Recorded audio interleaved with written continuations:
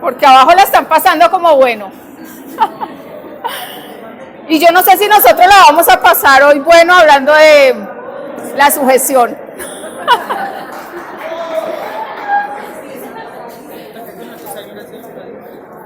Sí. Bueno, buenas tardes. Buenas tardes. Para los que no me conocen, mi nombre es Rosabel. Tengo el privilegio y la responsabilidad de compartir hoy la palabra del Señor con un tema que sé que muchas de aquí tal vez lo harían mejor, porque sé que hay mujeres acá mucho más sumisas que yo a sus esposos, pero que sea la palabra del Señor la que nos hable en esta tarde. Y esta semana yo leía, bueno, creo que salió hace como 15 días atrás, leía en el Facebook que Ángela Aguilera, ¿sí saben quién es? La hija de Pepe Aguilera, dijo, Ángela Aguilar, perdón, dijo, ni Dios ni la Biblia pueden con una mujer empoderada. ¿Sí? Ella dijo esa frase y fue el boom, ¿cierto?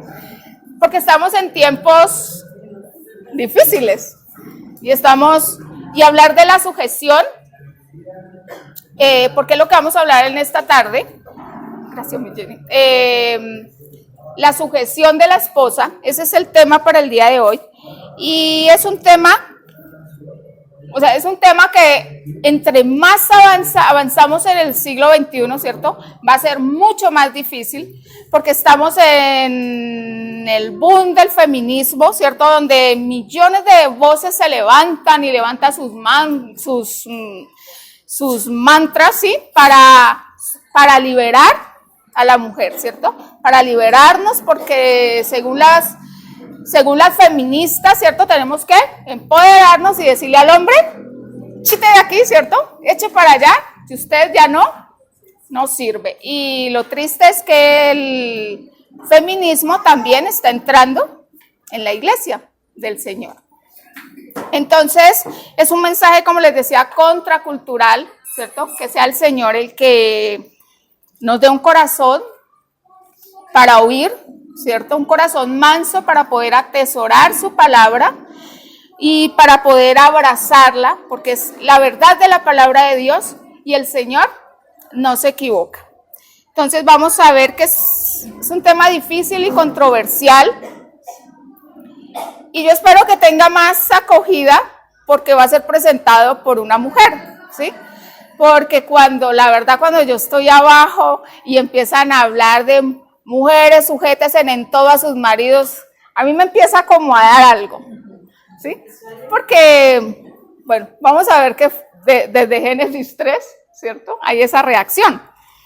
Entonces, antes de decir cualquier cosa de la sujeción, vamos a ver 3 verdades de la teología acerca de Dios, ¿sí? Y teología es lo que Dios es, lo que Dios dice. O sea, si yo tengo una teología correcta, si yo tengo un entendimiento correcto de quién es Dios y lo que Dios dice en su palabra, entonces no me voy a dejar desviar fácilmente. Entonces, antes de decir cualquier cosa, quisiera empezar diciendo que Dios es un Dios bueno. Dios es un Dios bueno. Dios no es un ser mezquino, un aguafiesta, ¿cierto? Que disfruta ahogándonos la fiesta, ¿cierto? O amargándonos la vida. Eso no es lo que dice la palabra de Dios, ¿cierto? Dios no mutila la risa, Dios no dice, Dios no creó la mujer para que esté relegada o amargada, ¿cierto? Eso no lo vemos en la palabra de Dios como nos quieren hacer ver o creer hoy en día. Entonces también vamos a ver que Dios es un Dios que nos ama y que nos quiere bendecir. Cuando el Señor nos da, nos bendice. Cuando el Señor nos quita, nos quiere bendecir. Cuando el Señor prohíbe, nos quiere bendecir, ¿cierto? Y cada cosa que el Señor hace es para llevarnos a la dicha y a darnos un pleno bienestar. Entonces, esos son principios básicos de la palabra de Dios. Y lo tercero es que el Señor quiere darnos libertad.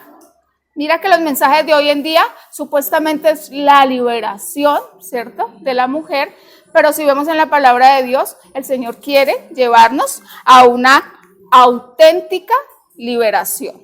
No son como esos mensajes que estamos escuchando hoy en día que son una estafa, sino que el Señor sí quiere darnos una plena liberación. Entonces, que podamos ver a través de su palabra, podamos ver en esta tarde que la palabra de Dios es su bendita palabra, que es inefable, que es inerrante y que el Señor no se equivoca. Entonces, antes de leer nuestro pasaje de Tito 2, del 3 al 5, vamos a orar para poder entrar en nuestro tema. Señor, queremos agradecerte en esta tarde por traer cada dama, Señor, que has traído en esta hora. Queremos darte gracias, Señor, por el tema que se va a tratar en esta tarde. Ayúdanos, Señor, a tener un corazón dócil, sencillo, Señor, dispuesto a oír tu voz, Padre, para que seas tú bendiciendo nuestras vidas, nuestros hogares y por ende la iglesia, Señor, y la sociedad. Entregamos este estudio en el nombre de Jesús. Amén. Bien, vamos a abrir nuestras Biblias en Tito 2. Tito 2 del 3 al 5.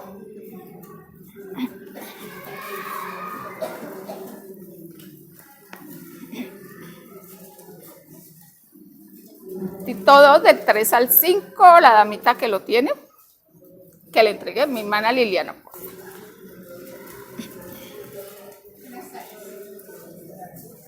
Las ancianas, asimismo, sean reverentes en su porte, caminadoras, no esclavas del vino, maestras del bien, que enseñen a las mujeres jóvenes a amar a sus maridos y a sus hijos, a ser prudentes, castas, cuidadosas de su casa, buenas, sujetas a sus maridos, para que la palabra de Dios no sea blasfemada. Ajá. Y vimos a lo largo de este semestre, ¿cierto? Vimos una serie de temas muy bonitos y espero que haya sido bendición. Nosotras esperamos que haya sido bendición para cada una de ustedes. Pero hoy cerramos este tema con esto de la sujeción, ¿cierto? Y lo último que Tito, el último consejo que Pablo le da a Tito es que las mujeres fueran sujetas a sus maridos, ¿cierto? Y antes de entrarnos en el tema, vamos a ir a Efesios 5:22, ¿cierto? Un versículo más para poder mirar. Efesios 5:22. Las esposas deben sujetarse a sus esposos, así como lo hace Cristo. Ajá, Efesios 5:22 dice: las casadas estén sujetas a sus propios maridos, ¿cierto? Y allí nos habla de la sujeción. Y vamos a ver que esto, cuando está hablando allí en Efesios, está hablando de un asunto de orden, ¿cierto? Es un asunto de orden y de responsabilidades o roles en el hogar, que es a veces lo que no comprendemos, ¿cierto? Que así como la iglesia tiene un pastor y nos sujetamos, en el trabajo hay un jefe y nos sujetamos, ¿cierto? En el hogar también hay un orden y es un orden establecido por el Señor. Ahora, allí en Efesios dice que las mujeres estén sujetas a sus propios maridos. Y ese término sujeción tiene que ver con esa palabra sujeción tiene que ver es un término militar que significa ponerse bajo autoridad de alguien de manera voluntaria. Escuchen eso, es muy importante. Es sujetarse a alguien que tiene autoridad o ponerse por debajo de alguien, pero de una manera voluntaria. No es porque nos obliguen o nos toquen, ¿cierto? Entonces, la palabra de Dios, si vemos en Efesios, la palabra de Dios dice dos cosas. Al hombre, ¿cierto?, le fue dada autoridad y a la mujer le dice que debe sujetarse al esposo. Entonces, partiendo de esos dos principios, vamos a ver lo que es la verdadera sujeción, ¿cierto? Y la verdadera sujeción, ¿qué es? Y vamos a ver acá la imagen. ¿Quién será esta mujer, cierto? La que nos metió como en estos problemas. ¿Será Eva? ¿Saben? En el Nuevo Testamento hay un pasaje muy conocido que es donde siempre nos enseñan y habla de la sujeción. Y es 1 Pedro 3, del 1 al 6. Y vamos a ver cómo se sujetaba Sara, ¿cierto? Sí.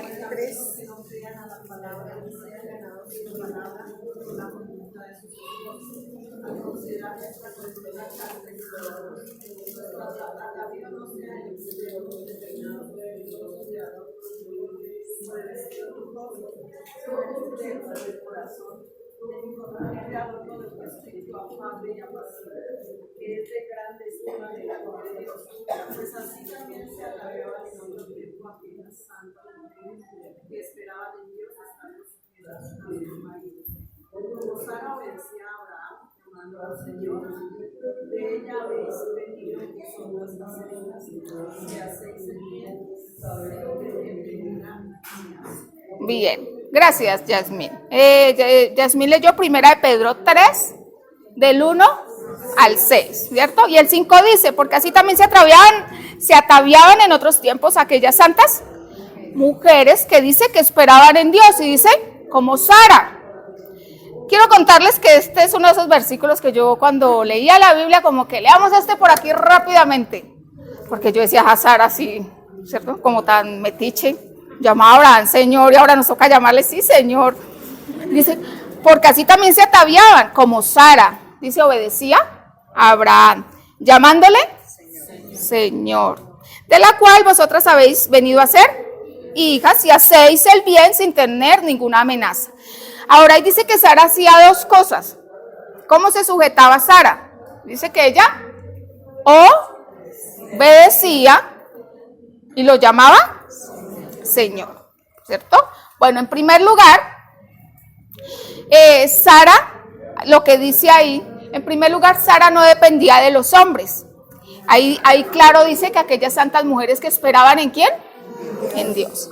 Sara no dependía de los hombres. Mira, Sara esperaba en Dios. Entonces Sara no llamaba a Abraham Señor por debilidad, porque nosotras lo que el mundo quiere hacernos creer es que somos el sexo débil, entonces el hombre nos tiene ahí sometidas, ¿cierto? Sara no lo hacía por debilidad.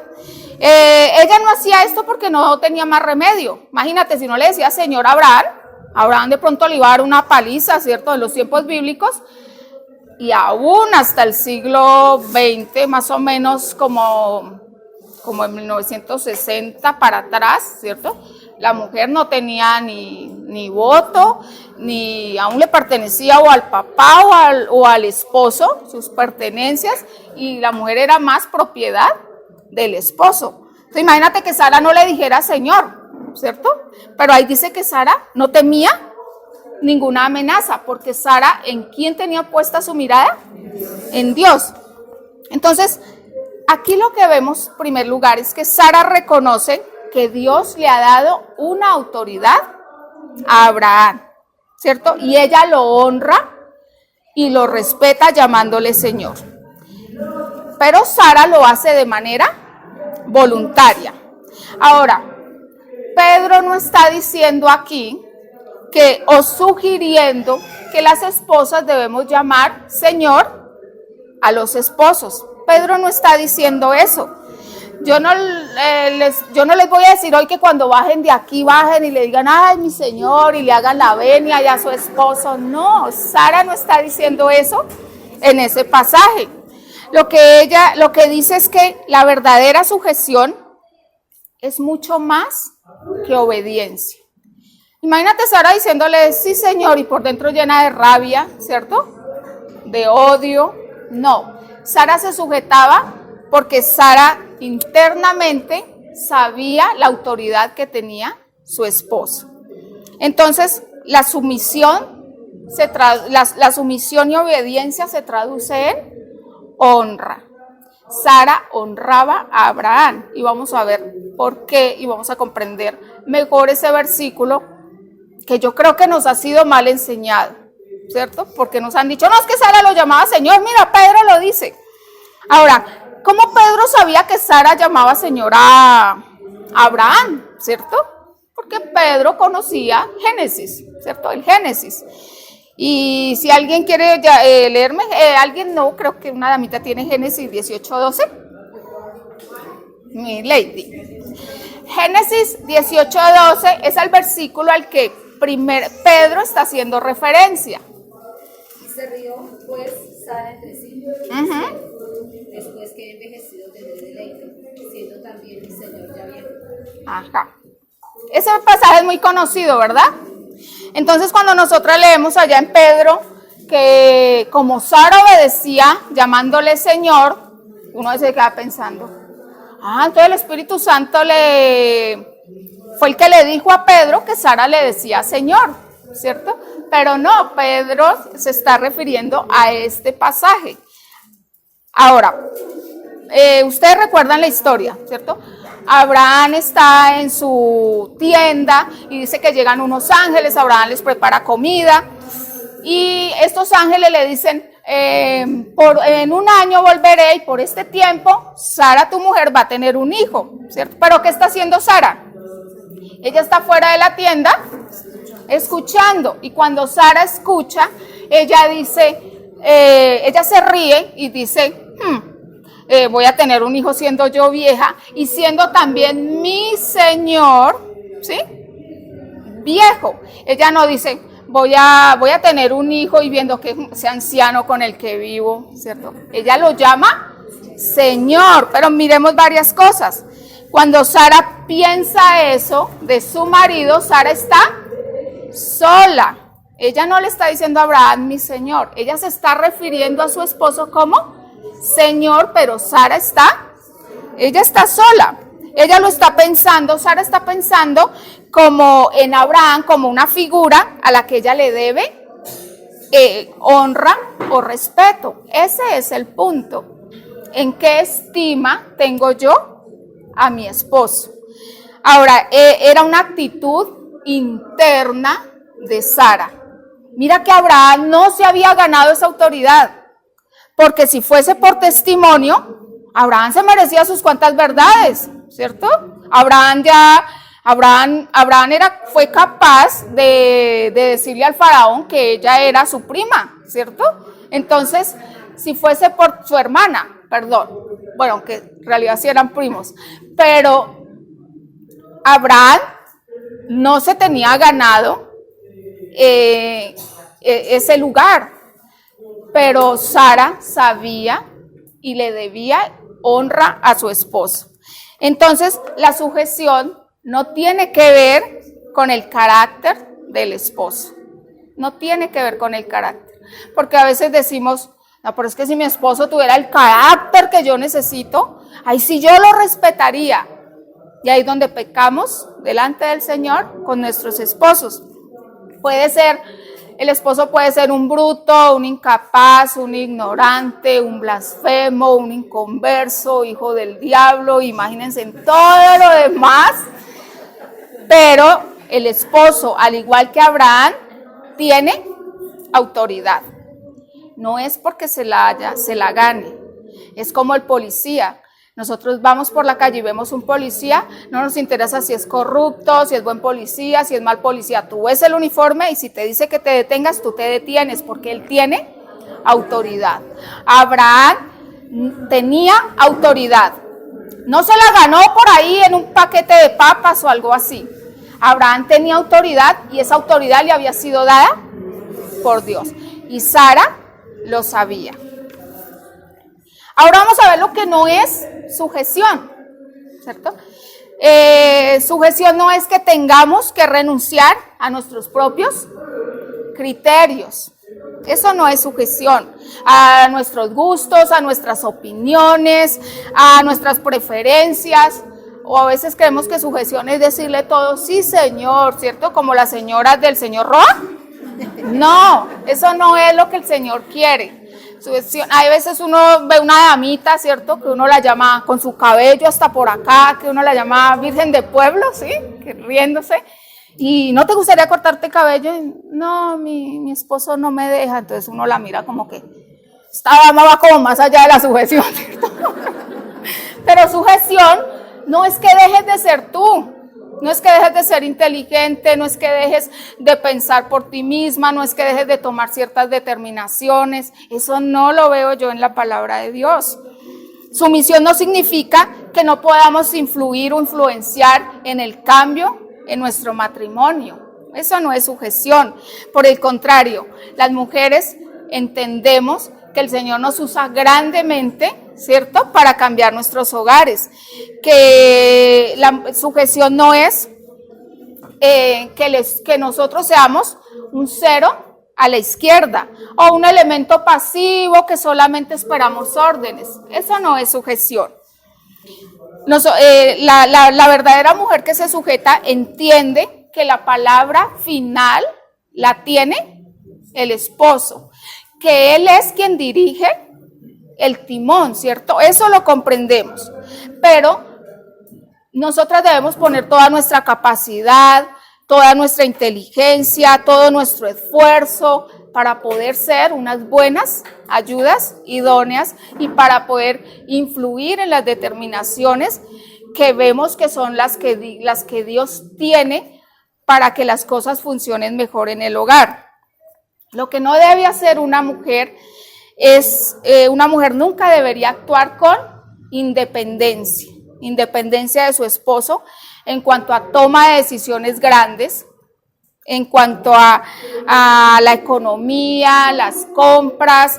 Imagínate una mujer diciendo, y esto es más difícil.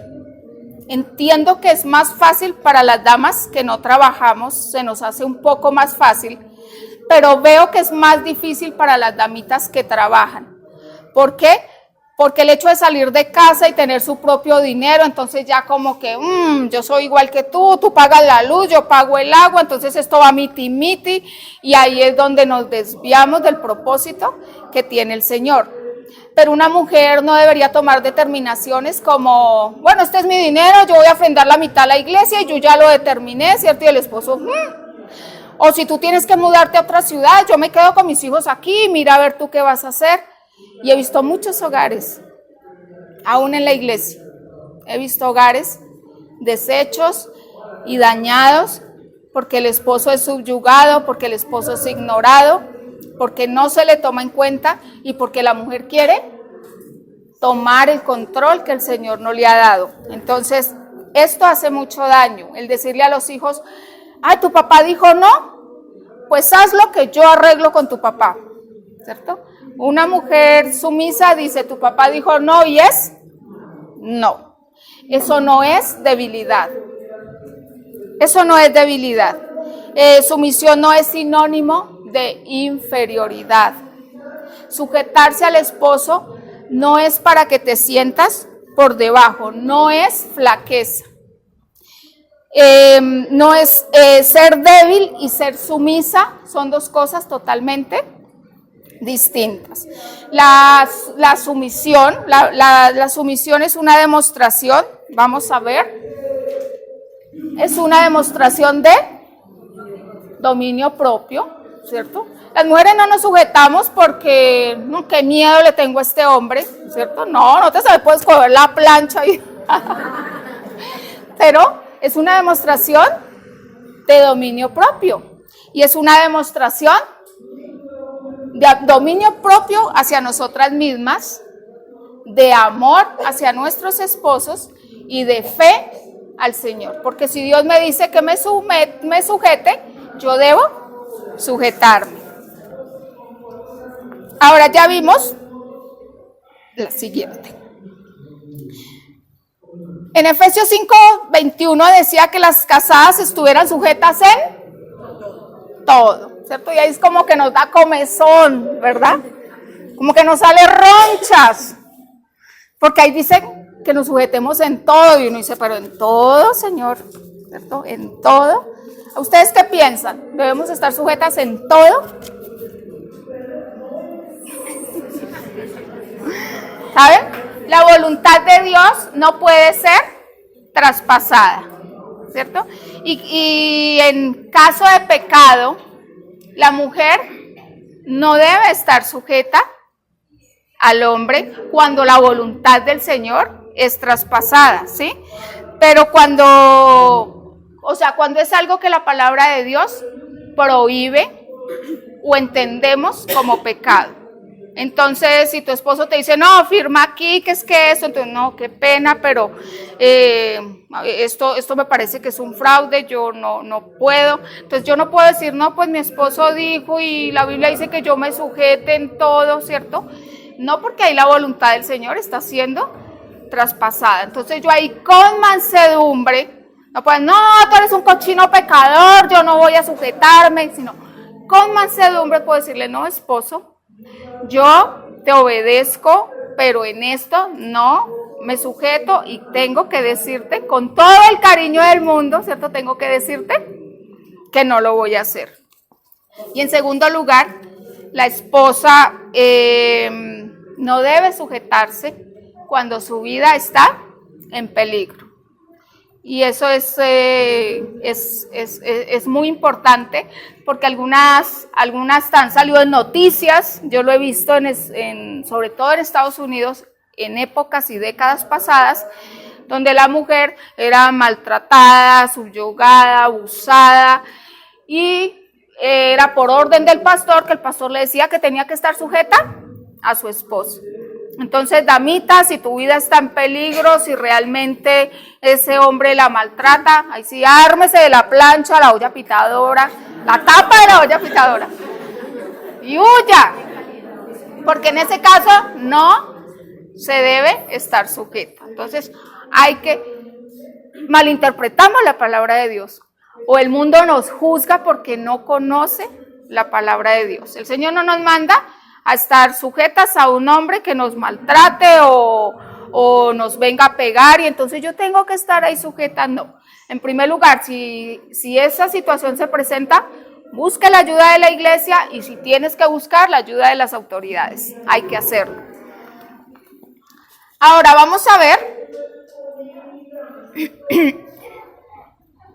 Sí, ya vamos en eso. Así. ¿Cuándo debe declararse insumisa? Ese es un término correcto, ¿cierto? ¿Cuándo la mujer puede declararse insumisa? Lo que les acabo de decir, cuando hay pecado y cuando su vida esté en peligro. Ahora, nosotros como denominación bautista creemos en un Dios trino, ¿verdad? Un Dios Padre, que es sobre todas las cosas, un Hijo y un Espíritu Santo. Y cuando vemos la Trinidad, vamos a ver que la sujeción es un modelo de la Trinidad, porque en la Trinidad son tres, Dios en tres personas, ¿cierto?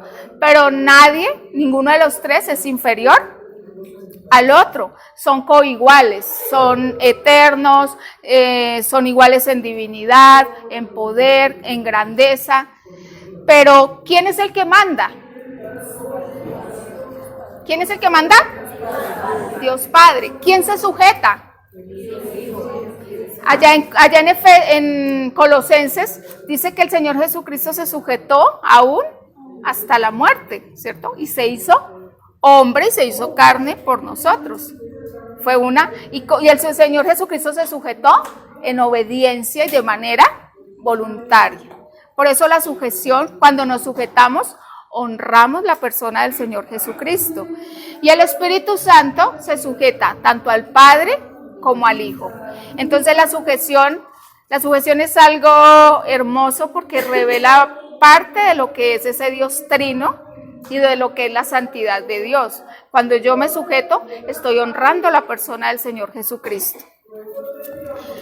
Ahora vamos a ver la siguiente imagen, ¿cierto?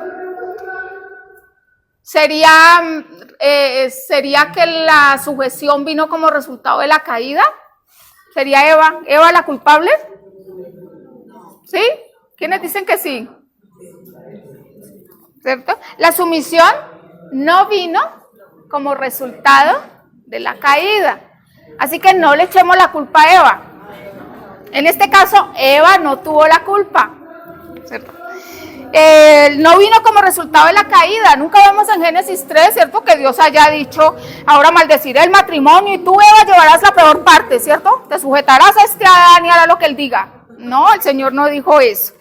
La sumisión no vino, el orden de autoridad no arranca desde Génesis 3, ¿cierto? Es lo que a veces no entendemos, sino que la sujeción o el orden de autoridad es un marco que corresponde a los propósitos eternos de Dios. Desde que el Señor creó a Adán, Él ya tenía pensado ese orden. Y vamos a ver dos puntos, primera de Timoteo 2:13 y, bueno, primera de Timoteo 2:13. En el Nuevo Testamento nos da dos explicaciones de por qué sujetarnos al hombre. Sí, por favor. Primera de Timoteo 2:13 dice, porque Adán fue formado primero desde Ajá. Y primera Timoteo 2:13 dice, nos da una razón, ¿verdad? ¿Quién fue formado primero? Adán.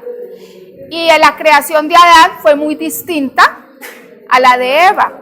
Mira que Adán fue creado de la nada, ¿verdad? Adán fue creado de la nada, pero Eva fue sacada de la costilla de Adán. Dios ya lo tenía diseñado y pensado así. Y el siguiente, mi hermana Consuelito, primero a los Corintios 11:8 y 9.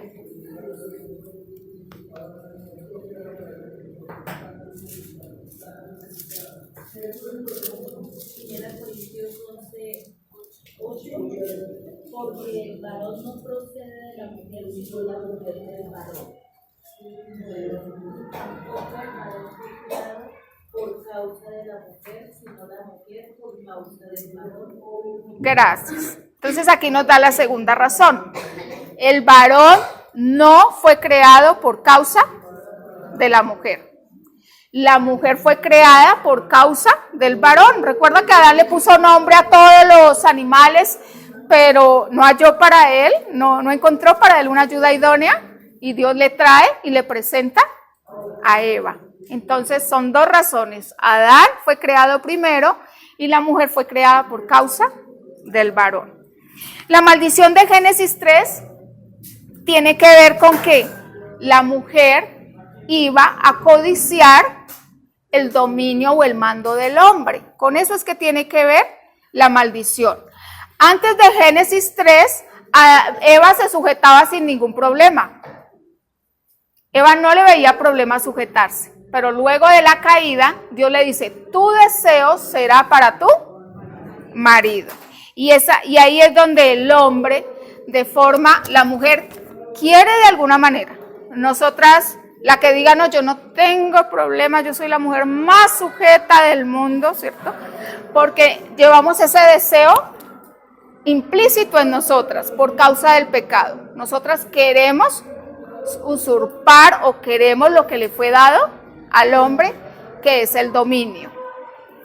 Entonces el hombre, de forma pecaminosa, abusiva, agresiva, egoísta, ha querido subyugar a la mujer. Y ahí es donde ha venido la guerra de los sexos, de la batalla entre hombre y mujer. Y en todo esto la mujer ha sido una víctima. ¿Sí me creen? ¿No?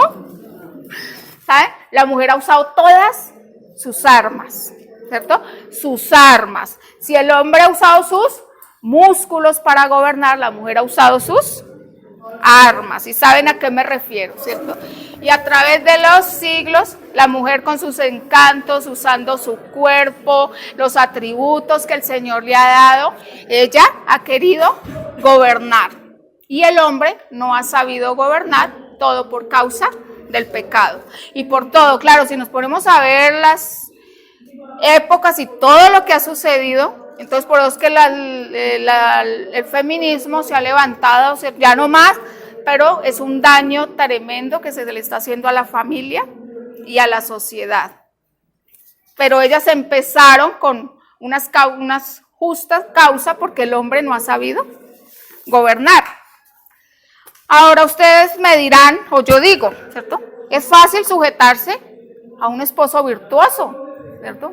¿Quiénes acá tienen un esposo virtuoso? ¿Cierto? No, yo me sujeto a ese hombre, es un hombre de Dios. ¿Sí? Pero ¿qué si el corazón de tu esposo es duro? ¿Qué hacer, cierto? Que si nos casamos, ¿cierto? Y queremos un matrimonio piadoso para la gloria de Dios, queremos un esposo que, mejor dicho, no tenga fallas, ¿cierto?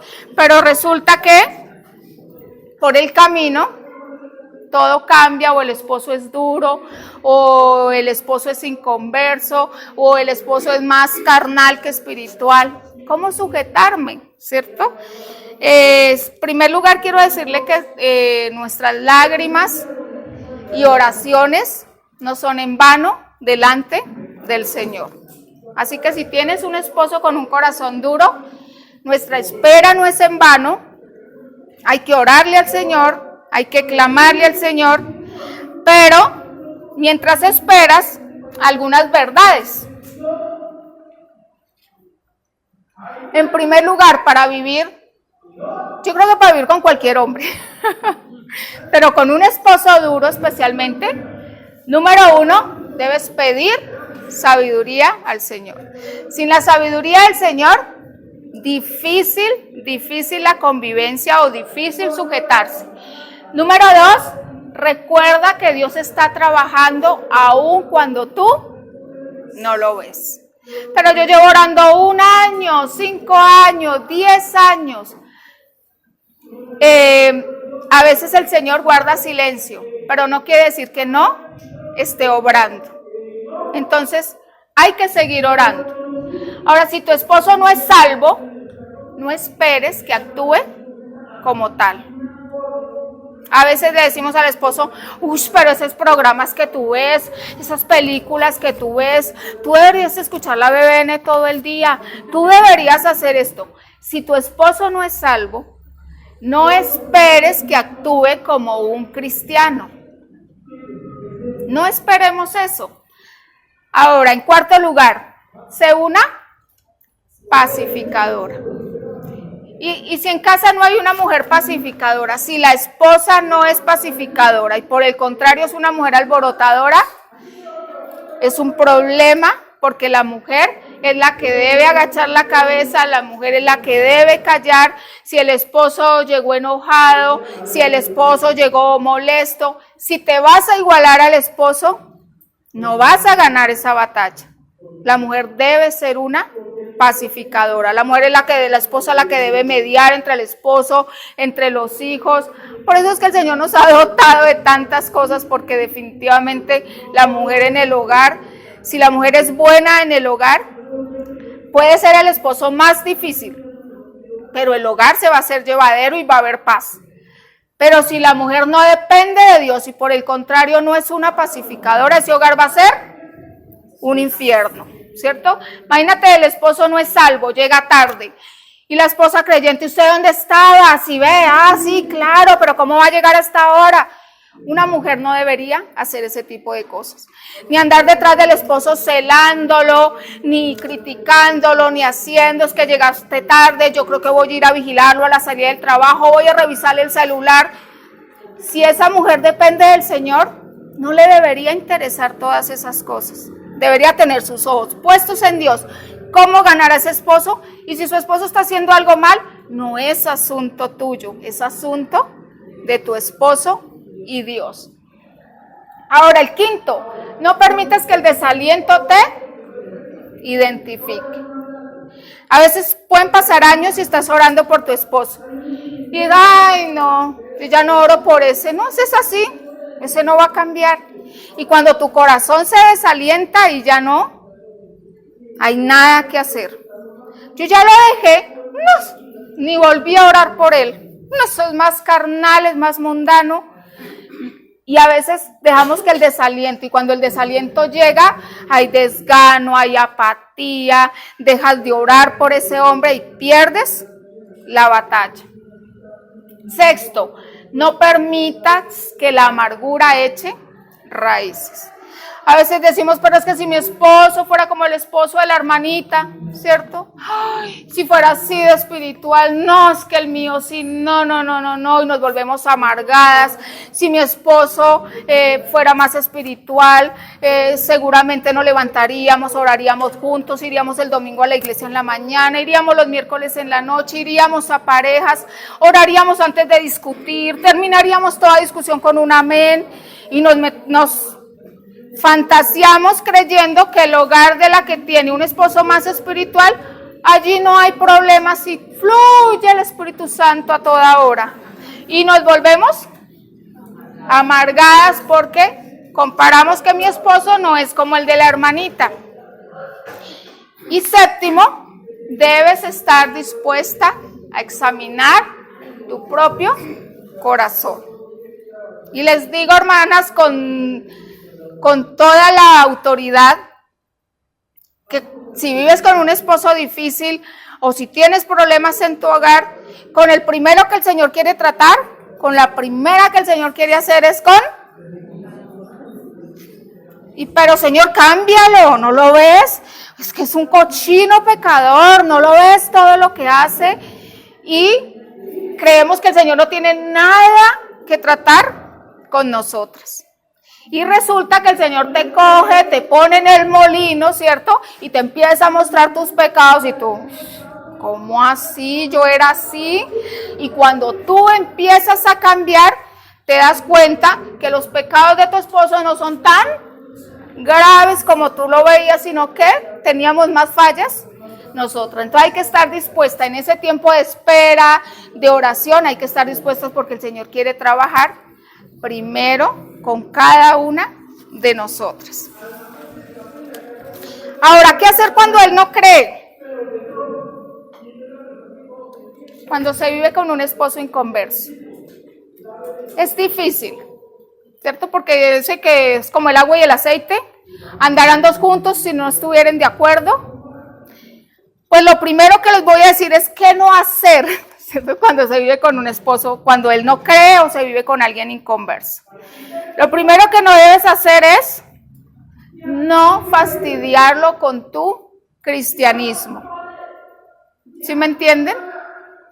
No le deje la Biblia abierta, voy a dejarle la Biblia abierta a ver si hoy la lee, se la voy a poner aquí donde él se la pasa todo el tiempo, donde él ve sus partidos, ahí le voy a dejar la Biblia, no le deje versículos estratégicos allá en el baño, no le ponga la BBN, ¿cierto? Le voy a poner la BBN todo el día, imposible. Imagínate que escucha a Adrián Rogers, al pastor Zazueta, no, ese hombre se convierte así. Y nosotras planeamos nuestras propias estrategias, ¿cierto? Voy a ponerle un tratado en el almuerzo, cuando abra ese almuerzo, ese hombre, seguro que se le come ese tratado y ni siquiera se da cuenta.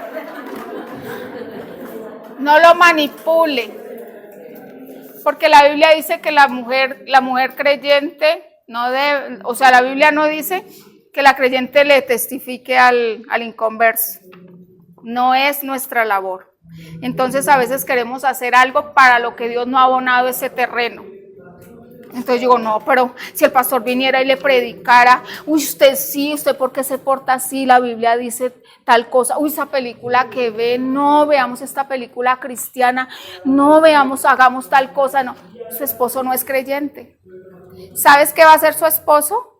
Le va a coger una pereza, lo va a alejar, va a hacer que lo aburra, lo vas a aburrir con las cosas del Señor. ¿Por qué? Porque Dios no te ha mandado a testificarle. ¿Y qué sí debes hacer? Es bíblico, ¿cierto? Dice, gánalo sin palabras.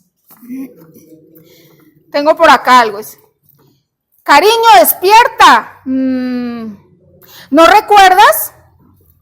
El pastor dijo que el hombre de la casa debe levantarse temprano a leer la Biblia. Y el esposo, Enrique, levántate. Este hogar será para Cristo, ¿lo quieras tú o no? ¿Alguna vez has tratado de cambiar a tu esposo y volverlo a alguien más espiritual? Sí, Señor, ¿cierto?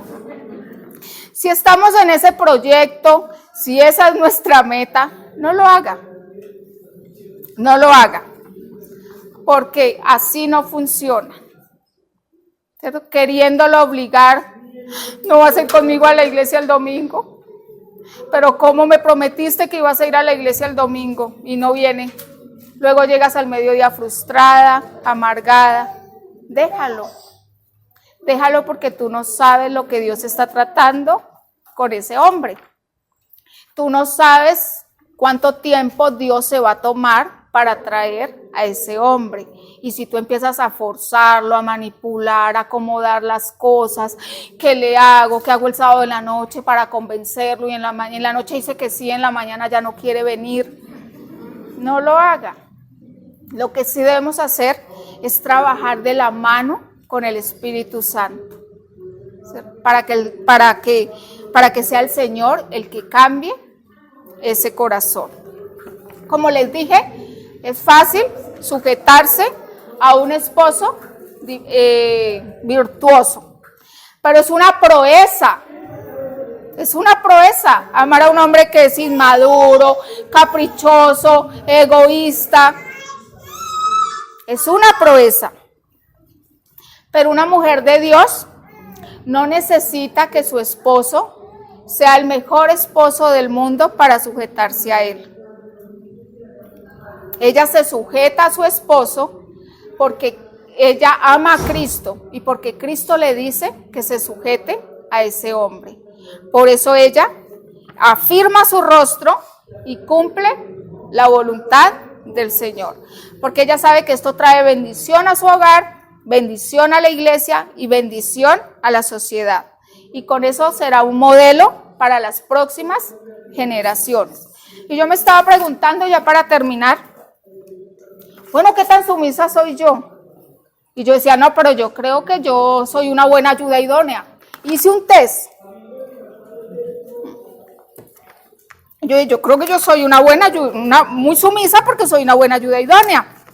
Y decía, bueno, yo trabajo, yo limpio, yo ayudo en la casa, yo hago las compras, yo le ayudo con lo que se va a vestir, yo le ayudo con lo que debe comer, yo le ayudo con lo que, a dónde debe ir, cómo debe estacionarse, a qué hora debe llegar a casa, quiénes son sus amigos, cómo debe gastar el dinero, le digo qué debe mejorar con su mamá, qué debe hablar con el pastor, qué debe mejorar con su mejor amigo, cuánta televisión debe ver, qué programas son aptos para él, cuáles películas no debe ver, qué carro debe comprar, a qué iglesia debe asistir, qué ministerio debe servir, a qué restaurante almorzar, en dónde debemos sentarnos, qué plato debe comer, que no le afecte el colesterol, y puedo seguir. ¿Saben? Todo eso con una buena intención. Soy una buena ayuda idónea. Dicen, pero detrás de eso hay un fuerte deseo de control. Y esas somos nosotras, ¿cierto? Muchas pensamos que sí nos sujetamos, pero es que nos sujetamos en lo grande. Bueno, pues entonces sí, yo no quería esa casa, pero entonces compré esa, y eso es grande, ¿cierto? Pero, ¿qué es lo pequeño? ¿Cierto? No nos sujetamos en lo pequeño, ¿cierto? Quiero que mi voluntad prevalezca. Puedo ser muy dulce, pero yo tengo mi propia agenda, ¿cierto? Lo hago esperar. Mi hija o cariño, me hiciste el tinto, ay, pero yo ya tengo que salir y tengo reunión con las damas del grupo de trabajo a las 9, yo no puedo llegar tarde, hazte el tinto tú mismo. Pero podemos hacer eso, o podemos ignorarlo. Sí, el esposo nos pide que hagamos algo, sí, pero primero tengo que hacer tal cosa. Entonces, a veces creemos que nos sujetamos porque no intervenimos en las decisiones grandes. Pero es en esas cosas tan sutiles y pequeñas, no nos sujetamos. Y que el Señor nos ayude porque necesitamos, el amor es una decisión. ¿Cuántas vieron la película que les sugerí en las damas? Y el amor es una decisión. Imagínate que Asís no hubiese llegó a ser el hombre que llegó a ser por esa mujer, ¿verdad? Y yo vi la película con mi esposo y no le gustó. ¿Saben por qué no le gustó? Porque cuando terminó la película yo le dije, ay, mi amor, de ahora en adelante tú serás mi Asís. Para las que no han visto la película tienen que entenderla. ¿Y no le gustó? Pero el amor es una decisión y yo decido sujetarme. Yo decido sujetarme por amor al Señor. Y bueno, por tiempo no podemos compartir más y vamos a orar para seguir con nuestro programa. Que el Señor nos ayude porque no es fácil y creemos que sí nos sujetamos, pero somos muy controladores. Padre, te damos gracias por tu palabra, Señor, gracias por tu buena voluntad. Ayúdanos a ser mujeres